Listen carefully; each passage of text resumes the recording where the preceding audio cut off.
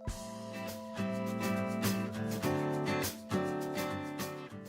everyone. Welcome to this week's SIIA Tech Chats. Joining me is JJ Shah, Director of Product Marketing at Zuora. Zuora provides a SaaS platform for businesses that automates all subscription operations in real time. So, JJ, thanks so much for joining us today. Thanks, Rihanna. Excited to be here. I want to jump right in. You recently announced your spring product release at your annual Subscribe event earlier this month, and your team has been quoted as saying it's the biggest product announcement ever. So can you tell us about this specific release and the impact it has for finance teams? Yeah, so we just announced the Spring 18 release of Zuora. It's one of 2 releases that we're going to be doing this year. This release was completely wrapped around how we help finance teams support the growth of their business. So specifically, when you think about a subscription business model, what we've learned in the past is that every team in finance becomes impacted.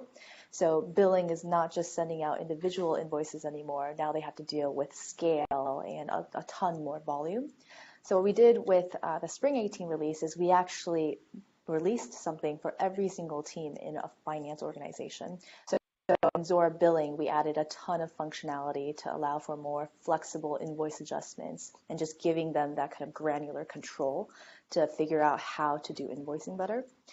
We launched a new product called Zuora Collect, and that's really designed for collections teams. So traditionally, a collections team might just be chasing down unpaid invoices, but in a subscription world, it's more about being proactive and how do you catch the credit card failure before it fails, and how do you make sure you stop customers from churning from you. So that's Zuora Collect.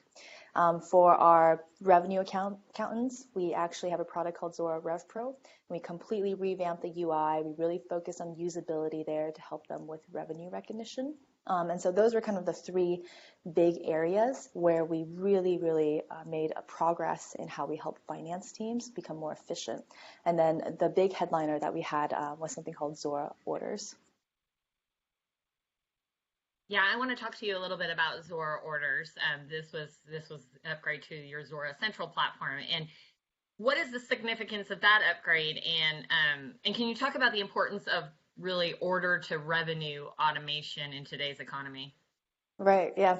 So order to revenue, classic process of traditionally a revenue director or finance team owns it. It's everything from when you take in the customer order to how you invoice for it, how you collect the payment, and how you recognize the revenue.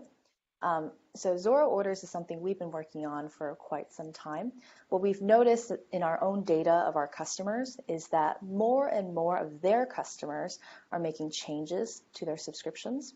So we looked at the data, I think it was something like 5 years ago, where roughly 50%, 55% of a company's subscription revenue comes from their existing customers. And today we looked at it again this year, and it's 70%. So it's gone much higher. 70% of a subscription company's revenues come from existing customers. So those are changes that customers are making. Things like upsells, cross-sells, changes to their adding a product, changes to their tiers, and those sorts of things. And so we really wanted to make sure that we allow companies to handle those changes. What we found is that it's not so easy, and despite changes being a large part of a company's revenue, it's often the most difficult to capture and process. A lot of times orders teams are taking 30, 40 minutes to actually capture and key in one change. A lot of teams have to deal with things like ramp changes or being able to handle feature changes or multiple changes at once. And some companies have to change multiple subscriptions at once. So it becomes quite complex.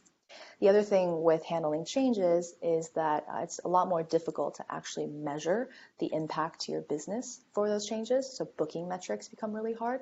As a business, you need to know things like what was your bookings for expansions? What was your bookings for cross-sells for this one particular product line? What was it for that one particular line for that particular region? And so it's a lot more difficult to dissect the data.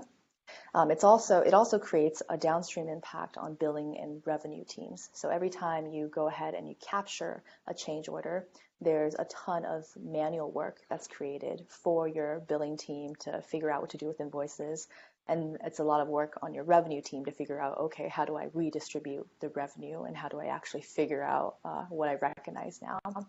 And so all of that is hard. Along those same lines, we've also noticed that customers are now making changes from more channels. So it's not just simply, okay, call service and support and ask them to make a change. It's flying in from the website. There's partner portals being plugged in.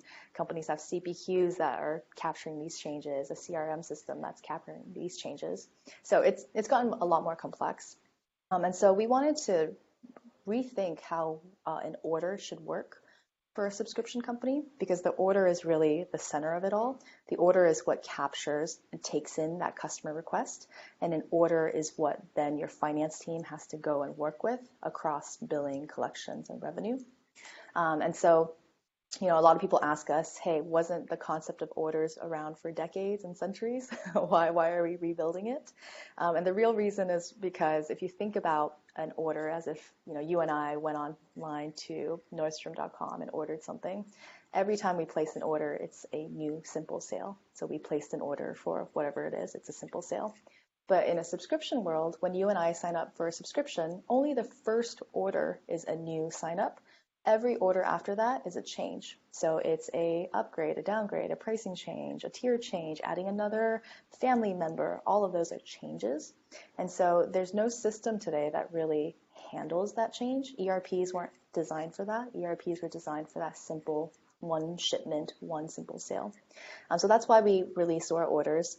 We really think this is foundational to kind of how subscription companies should work. So we built it into the platform. We're not selling it as a completely standalone product. It's just something we believe that everyone should be using. There's a ton of features there. It's really expansive in how we designed it, sort of end to end. It's everything from being able to capture sort of any change at any time across any channel. And the way we did that is in the platform, we added a whole new set of objects, a new UI, as well as new APIs to kind of allow that flexibility to take in all the kind of changes we've seen customers start to make. Especially a lot of our SaaS customers, they now do ramp deals very regularly. They make changes to multiple things at once, or they have to update multiple subscriptions at once. And so a lot of the design there is just to make sure we become more efficient for them.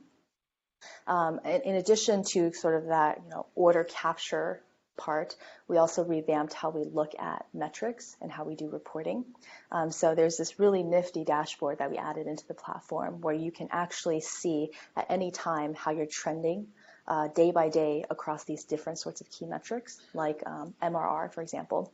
And if you drill into MRR, you can go ahead and you can look at, okay, my MRR or my net retention, this much of it came from new sales, but this much of it came from expansions. And within the expansions, you can see a breakdown by product line or by region, or whatever field there is in Zuora, to kind of get your holistic view of how your business is doing. So we did that. And then, circling back to your original question of order to revenue, the revenue recognition piece is really important. And we've definitely seen an interest in it over the past few years. Part of it is driven by ASC 606, the new revenue standards. But you can also see there's a lot of companies that are acquiring revenue sort of software automation companies. If you look at RevStream was acquired, there's a few others out there.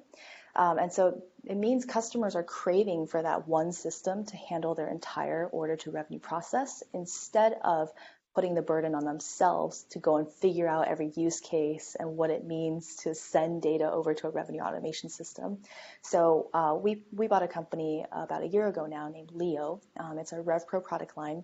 And so with the orders release, we built a completely integrated line now, an integration over to RevPro, meaning we've thought through every single use case that a customer could have, every single change that they could do, and all of that data gets sent over to RevPro. And based on the rules you set up in RevPro, revenue becomes automated for you. So that's the orders release. We're pretty proud of that. We're definitely going to be working with customers over the next year to make sure we get our entire customer base on it. That's fantastic. I can't wait to hear how it goes and hear how some of the customers adapt it. So I have to ask, though, your recent IPO, how have the last few months been? What has it meant for the company?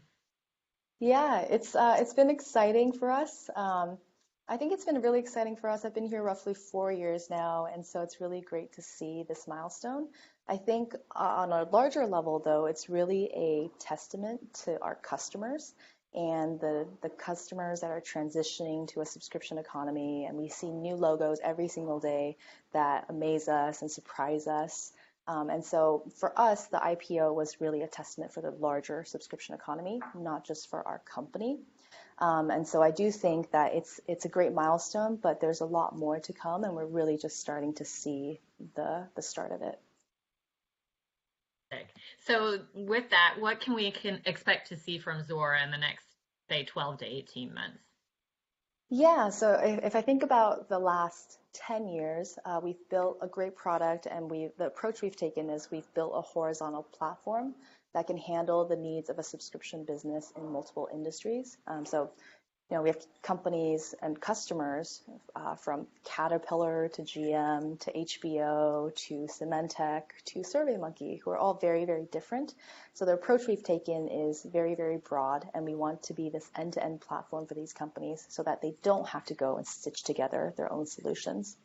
The next 10 years is about taking a lot of those learnings and being able to help more businesses transform into the subscription world. So 3 things we've been talking about here are, one, how can we use the data we have to help guide companies to make better decisions? So we do have a chief data scientist, Carl Gold. He works with us to look through all of the data, anonymous data that we've had about different companies we've worked with, and look at trends on what helps a company grow faster. So at Subscribe this year, we talked a little bit about, we looked at companies that do consumption-based pricing versus no consumption-based pricing. And we noticed that companies with it actually grow twice as fast. So if you have zero usage-based pricing, you grow half the rate of a company that does consumption-based pricing. However, there is a tipping point. So if you're too reliant on consumption-based pricing as part of your revenues, then you actually end up growing slower, right? Because you don't have that foundation, that stickiness to drive your predictable revenue. So those are sort of the data points we're looking at. And we will be releasing what we call the Subscription Economy Index paper series to sort of start sharing those insights with our customer base. So that's one thing we're working on.